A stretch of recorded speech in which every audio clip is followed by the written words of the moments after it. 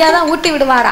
ஊட்டி அவ்வளவு பாசகார மனுஷன். அப்ப இன்னைக்கு சாப்பிடும் போது இவர்கிட்ட கேட்காம நம்ம விடக்கூடாதுன்னு அப்படின்னு அம்மா இன்னைக்கு நீங்க கல்யாணம் முடிப்பீங்களா முடிக்க மாட்டீங்களா? நீங்க முடிக்க போறீங்களா முடிக்க மாட்டீங்களா? எனக்கு பிள்ளை இல்ல, நீங்க இன்னொரு கல்யாணம் முடிச்சே திறனும் முடிச்சாதான் சாப்பிடுவேன்னா அப்படின்னா அந்த ஐயா சொல்லிட்டாரு. படக்குன்னு சொன்னாரு. என்ன சொன்னாரு? நீ உயிரோட இருக்கும் போது நான் எப்படி கல்யாணம் முடிக்கேன்ட்டாரு.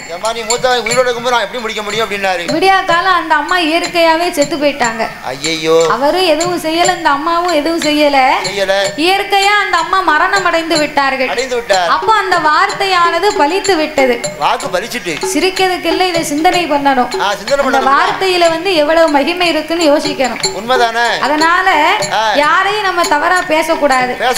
அடுத்தவர்களை பேசுவதற்கு கடவுள் நமக்கு என்ன உரிமையை கொடுத்திருக்காரு? எந்த உரிமையை கொடுக்கல. யாரை பற்றியும் யாரும் பேசுவதற்கு எந்த உரிமையும் யாருக்கும் கிடையாது. ஒரு உரிமையும் கிடையாது. ஆமா. அதனால வா பார்வதி அவன் விதி முடிந்து விட்டது. ஆமா. வாயால கெட்டு போனான்னு அப்படின்னு ஆண்டவனும் பார்வதா தேவியும் அந்த நல்ல இடத்தை விட்டு நல்ல இடத்தை விட்டு கைலாசம் போவோம்.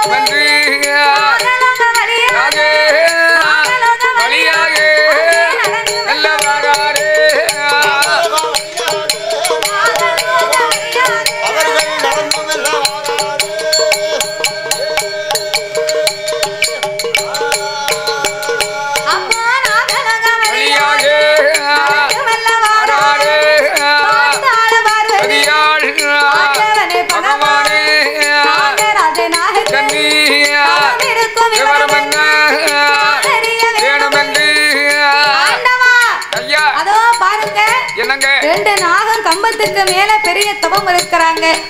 இவங்க ரெண்டு பேருக்கும் என்ன வேணும்? என்ன ஆச்சு? பார்வதி 12 வருடமா பிள்ளை இல்லை. பகவான் என்ன நினைத்து 12 வருடமாக தவம் இருக்கிறார்கள். ஈசா இறைவா, ஒரு குழந்தை வாக்கியத்துக்காக இவ்வளவு பெரிய தவம் இருக்கணுமா? அதேதான் குழந்தைக்காகத்தான் தவம் இருந்தார்கள். நீங்க இப்பவே குழந்தை வாக்கியத்தை கொடுங்க. பார்வதி என் கோபத்துக்கு நீ ஆளாக கூடாது. அங்க என்னன்னா பாலகனை காப்பாத்த சொன்னேன். இங்க என்னடானா இவங்களுக்கு பிள்ளை வரத்தை கொடுக்க சொன்னேன். பிள்ளை வரம்னா நீ நினைக்கிற மாதிரி சாதாரண வரமா? லேசு காரியம் இல்ல. கத்தரிக்காவை காக்கில வாங்கி கொடுக்க இல்ல மாங்காவா மார்க்கெட்ல வாங்கி கொடுக்கிறதுக்கு அவங்க போன ஜென்ம கணக்க பார்த்தா தாண்டி குழந்தை வாக்கியம் இருக்கா இல்லையாரு என்னால சொல்ல முடியும். கணக்கை பார்க்கணும்னா எங்க போகணும்? கணக்கு பார்க்க என்ன கால்குலேட்டர் வேணும். கால்குலேட்டர் சீக்கிரம் பார்த்துடலாம். ஆமா. அந்த கணக்கு இல்ல, நாம செய்யக்கூடிய பாவ புண்ணிய கணக்கு. சீராக கணக்கு எழுதக்கூடிய சித்திரபுத்திர நயினார் கைலாசத்தில் இருக்கார். அவர்கிட்ட தான் நம்ம எல்லாரோட கணக்கு இருக்கு பாருங்க. அப்படியா? என் கணக்கு இருக்கு, இவர் கணக்கு இருக்கு, இந்த குடத்துக்கார் கணக்கும் இருக்கு. என் கணக்கு அங்க கிடையாது. எங்க ஒரு டீ கடையில இருக்கு. என்ன 5000 ரூபாய் இருக்கு. அடேங்கப்பா. ஆமா, எங்க டீ கடையில சாயந்தரம் 3 மணி ஆயிட்டுன்னா சரி முட்டை போண்டா போடுவாரு. நான் கரெக்டா 3 மணிக்கு போய் 3 முட்டை போண்டா சாப்பிட்டுட்டு டீயை குடிச்சிட்டு சரி அண்ணாச்சி கணக்கு எழுதிக்கோங்க எழுதுங்க அப்படின்ட்டு வந்துருவேன். போண்டாவை டீயை குடிச்சிட்டு 5000 பாக்கி. ஆமா, கிழக்கு எங்க ஊரு கிழக்கு இருக்கு அந்த கடை. சரி இப்ப அந்த பக்கமே போக மாட்டேன். ரூபாய கொடுத்தியா? ரூபாய் கொடுக்கல. இப்ப அந்த பக்கமே போக மாட்டேன். எந்த பக்கம் போய்கிட்டு இருக்க? ஊருக்கு மேக்க ஒரு கடை திறந்துருக்காங்க. அங்க இப்ப 500 ரூபாய் கடை வச்சிருக்கேன். குடிய கெடுக்க அங்கேயும் 5000 ரூபாய் கடை வச்சுட்டு ஊரை காலி பண்ணி இந்த வாசுதேவ நல்லுக்கு வரலான்னு பாக்க. இங்க யாருமே கொடுக்க மாட்டாங்க. டீ கடையே இல்ல. கடை இருக்கு. அந்த ஒரு டீ கடைக்கு பாரு. இங்க பாரு. இப்படி எல்லாம் ஒன்ன மாதிரி ஆள்கள் இருப்பாங்கன்னு தான் அப்ப பூரா போர்டு எழுதி போட்டிருந்தாங்க. எப்படி? கடன் அன்பை முறிக்கும்னு.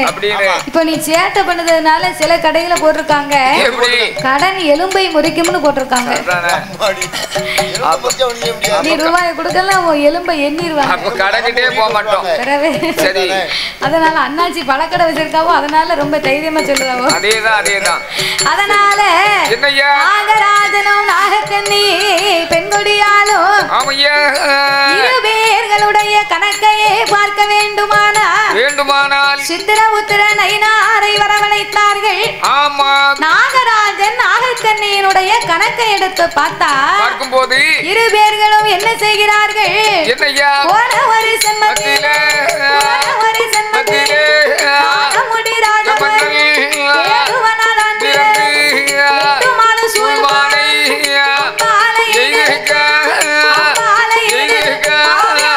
ஈரமாய்த்திருக்கார்.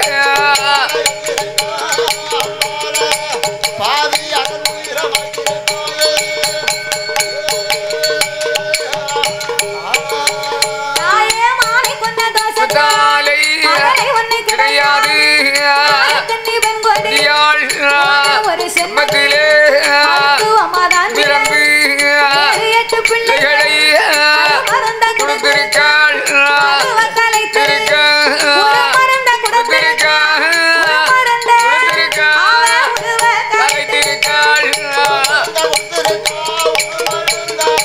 பாகவதி உருவாக்காடு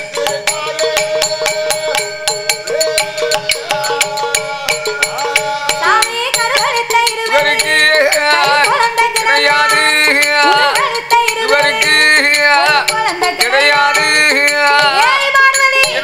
நாகராஜனும் நாகக்கண்ணியும் போன சென்மத்திலே 2 பேரும் செய்த பாவத்துக்கு என்னால் குழந்தையை கொடுக்க முடியாது முடியாதம்மா இவர் வேடுவனா பிறந்து சூல்மானை கொண்டு விட்டார் அவ மருத்துவமா பிறந்து 7-8 பிள்ளைக்கு கருமருந்த கொடுத்து கருவையே கலைச்சிருக்காங்க குறுகிட்ட ஜோலி அப்பவே நடந்திருக்கு ஆமா உன்ன மாதிரி இருந்திருக்காங்க அந்த காலத்துல கருவளிக்க வேண்டுமானால் பணம் பாட அகலி வேறு சுக்கா வேறு இதுக்கு தான் அவள மாதிரி எள்ளு கருப்பட்டி இன்னும் பல பச்சளைகளை சேர்த்து அம்மியில போட்டு அரைச்சு அரை கிளாஸ் கலக்கி கொடுத்தா போதும் கருவு கலைந்து போகும்னு சொல்லுவாங்க எங்க வீட்டுல கிழவி சொன்னா உங்க கிழவியா ஆமா கிழவி உங்க அம்மாவுக்கு கொடுத்தால நீ வரல அதனால நான் இந்த மருந்தை வந்து இன்னும் உபயோகப்படுத்தவே இல்ல பாவம்னு உபயோகப்படுத்தா உள்ள வேறு அதேதான் சரி சரி இவங்க 2 பேரும் செய்த பாவத்துக்கு இருமை என்னால குழந்தை கொடுக்க முடியாது ஆமா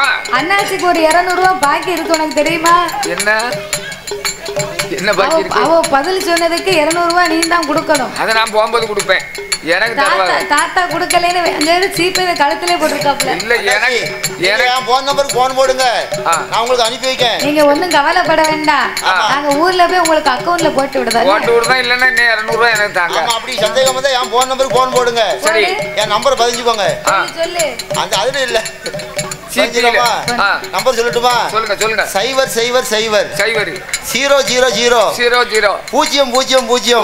000 லாஸ்ட் ஒரு முட்டை கரெக்ட்டா வந்துரும் நம்பர் கிடையாது உன்னை லிஸ்ட்ல சேர்க்க மாட்டாங்க சரிதானே அதனால் பார்வதி இவங்க 2 பேருமே செய்த பாவத்துக்கு என்னால் குழந்தை பாக்கியம் கொடுக்க முடியாது அப்பந்தான் பார்வதி சொன்னா எப்படி ஐயா என்னை போல் பெண் அல்லவா இறைவா பெண்ணுக்கு மனம் இறங்கி நீங்க பிள்ளை பாக்கியத்தை கொடுத்தாக வேண்டும் சாமி கல்லாய உம்மனே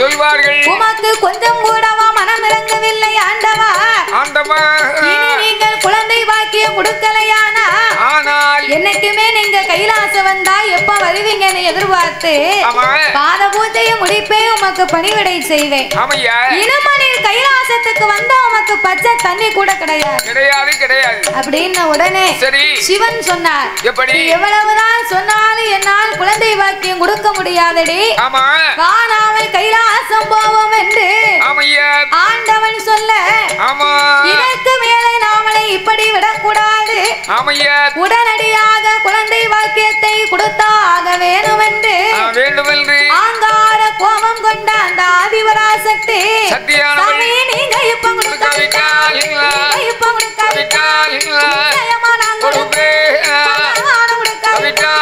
பார்வதி நான் கொடுப்பேன்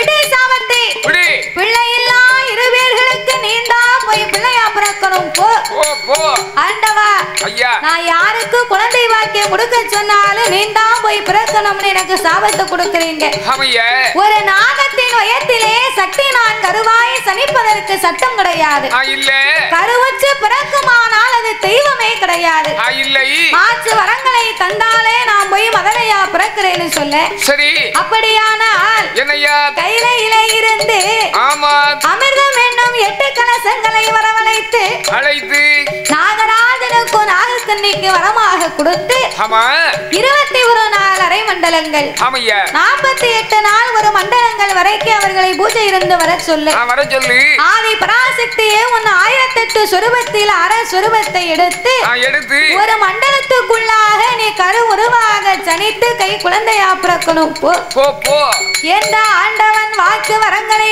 கொடுக்க ஆதி கையில இருந்த அமிர்தம் என்னும் 8 கலசத்தை வரவழைத்தார்கள் நாகராஜாவுக்கும் நாகக்கண்ணிக்கு வரமாக கொடுக்க உங்கள் அரண்மனையில வைத்திருந்து ஒரு மண்டலங்கள் வரைக்கும் பூஜை செய்ய சொன்னார் இரு பேர்கள் வரத்தை வாங்கி நேரம் மேலவாசல் கோட்டைக்கு வந்தார் 8 கலசத்தை வட்ட வடிவமா அடுக்கினார்கள் நாகம் இரண்டும் தன்னுடைய உடலை போட்டு சுத்தி படத்தை மேலே விரித்து காவலாக இருந்து கொண்டு 21 நாள் அரை மண்டலங்கள் 48 நாள் ஒரு மண்டலங்களாகவே பூஜை இருந்து வந்தார்கள் 48ஆம் நாளையிலே நல்ல செவ்வாய்க்கிழமை என்று 8 கலசத்தில் யார் யாரெல்லாம் வந்து அவதாரம் செய்ய போறா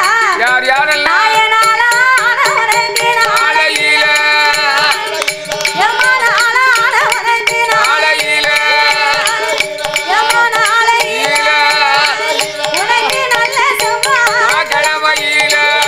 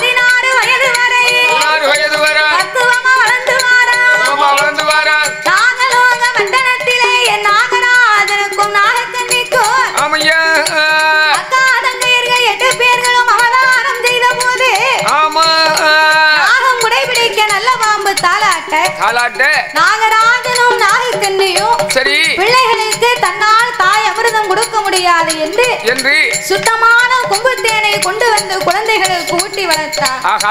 அவள் ஊட்டி வளர்த்தா உடம்பெல்லாம் நெய் உருக, தேய்ச்சி வளர்த்தா திரேகமெல்லாம் நெய் உருக. பிள்ளையை வளர்த்து கொண்டிருக்க சரி கையிலே பார்வதி பார்த்தாள். என்ன மாதிரி அழகு பெண்ணை இந்த உலகத்துல நீங்க எங்கேயும் பார்த்தது உண்டா பகவானே? ஆண்டவே உன்னை விட உன் தங்கைமார் 8 பேரும் தான் ரொம்ப அழகா இருக்காங்க. இனிமே இவர் கண்ணுல படக்கூடாது, சரி நம்மள மறந்தாலும் மறந்துடுவாரு அப்படின்னு சொல்லி சரி பார்வதி கண்ணன் மூலமாக கைலாசத்துக்கு ஏமாத்தி எடுத்து வந்தார். ஆண்டவன் போகாத இடமாகப்பட்ட சந்தனமாவு சோலையிலே சந்தன மகாமுனிவர் இடத்திலே ஒப்படைத்தார். 16 வயது வரைக்கும் அம்மா பக்குவமாய் வளர 16 வயதிலே அம்மா கன்னிப்பெண் ஆன உடனே சரி தாய் தகப்பனை அறிய வேணும் தெரிய வேண்டும் என்று சிவபெருமானை என்னை அக்கினி யாகத்தை வளர்க்க ஆரம்பித்தாள். அக்கினி யாகத்தின் வெக்கையை ஆண்டவனால் தாங்க முடியாமல் சிவனுக்காக பார்வதி யாகத்திலே இறங்க கோபத்திலே சொன்ன அக்கா பார்வதி படத்திலே இறங்கிட்டா. நாமளும் இவளோடு இறங்கினா சக்திக்கு உயிர் கொடுக்க சிவன் வருவார், நமக்கு உயிரை கொடுப்பார். அப்படி என்று 8 பேரு யாகத்திலே இறங்கிய இறைவன் 8 பேருக்கும் மறு உயிர் கொடுத்தாக வேணுமே என்று தீர்த்தமும் திருவிழம்பும் கையிலே எடுத்து தெளிப்பாரா தட்டுவாரா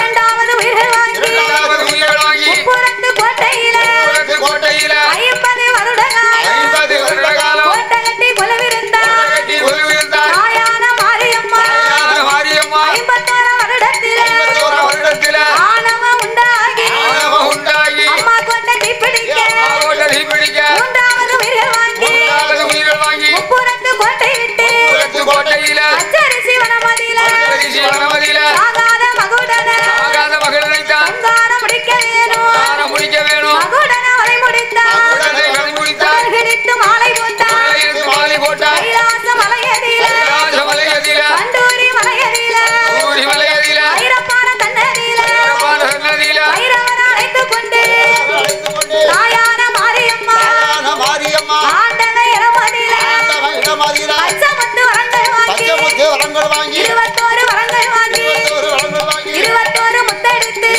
முத்தெடுத்து ஈசனுக்கு போடுவாளா பகவானுக்கு போடுவாளா பரிசோதனை பாப்பாளா முத்து போட்டு முத்திரக்கி முத்தன்னையிடம் மதியில ஆக்குவர அழைக்குவரா 1008 வரம் வெல்லுவர